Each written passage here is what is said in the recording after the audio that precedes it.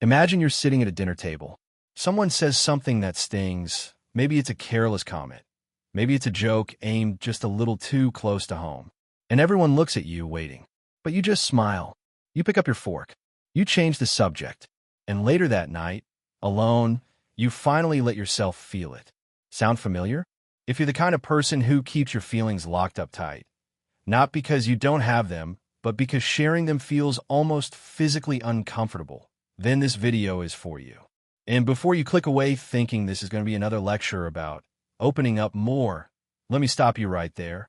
Because the psychology behind people who keep their feelings to themselves is far more fascinating and far more nuanced than anyone gives it credit for.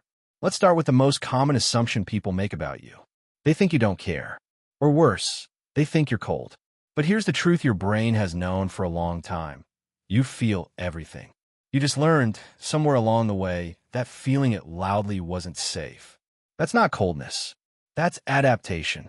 Psychologists call this emotional suppression, and it's one of the most misunderstood coping mechanisms in the human experience. It's not the same as not feeling. It's the conscious or semi-conscious decision to regulate emotional expression, to keep the inner weather private while the outer world sees only calm skies. Research from James Gross at Stanford, one of the leading voices in emotion regulation theory, distinguishes between suppression and reappraisal. People who suppress don't process emotions less. They actually process them more internally, with greater physiological cost. In other words, you're not avoiding your feelings. You're carrying them quietly, and that takes real energy. So where does it start? For most people, it starts early. Think about the child who cried and was told to toughen up, or the teenager who got emotional and watched the room go uncomfortable, or the kid who grew up in a household where feelings were treated like inconveniences, something to be managed, not expressed. Over time, the brain makes a perfectly logical calculation. Expressing emotions creates unpredictable outcomes, so let's keep the volume down. And what begins as a survival strategy slowly becomes a personality trait. There's something almost poetic about it, actually. These are often the people who become the best listeners, the most reliable friends, the ones others instinctively bring their problems to. Because you've spent so much time sitting with your own inner world, you've developed an extraordinary tolerance for other people's emotional weight. You don't flinch when someone cries. You don't rush to fix things. You just sit there, steady, and that steadiness is rarer than you know. But here's where it gets complicated. The same walls that protect you also isolate you.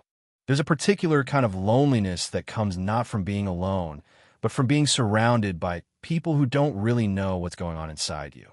You could be in a room full of laughter and feel like there's a glass panel between you and everyone else.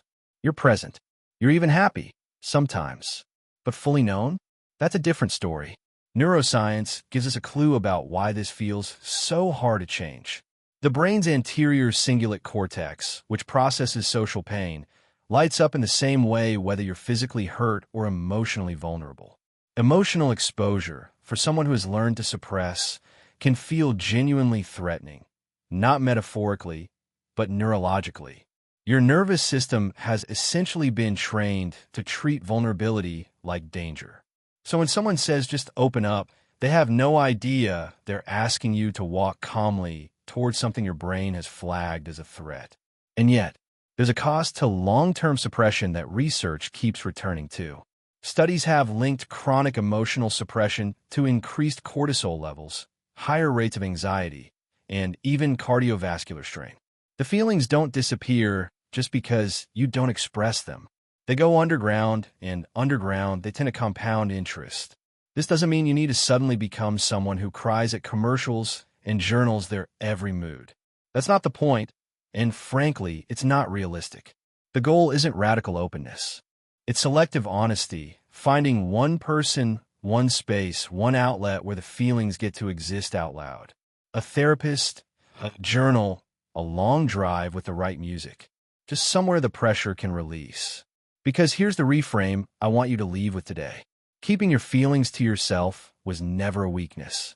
It was intelligence in a context that required it. Your nervous system built a fortress because at some point that fortress kept you safe. The question now isn't whether you should tear it down. It's whether you're ready to add a door. You don't have to perform your emotions for the world. You don't have to be loud to be real. But you do deserve to be known by at least one person in at least one place. And the most profound act of courage for someone like you isn't screaming into the void. It's quietly whispering the truth to someone who's earned it. That's not weakness. That's the bravest thing you could do.